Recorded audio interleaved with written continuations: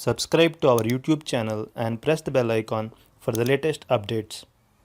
How to turn off Google's personalized search results. Open your favorite browser. Go to accounts.google.com. In the left sidebar, click on Data Privacy. Scroll down. Under Personal Results in Search section, click on On. Toggle the button next to Show Personal Results to turn it off. That's it. Personal results in search is turned off. This is how you can turn off Google's personalized search results. Thank you for watching.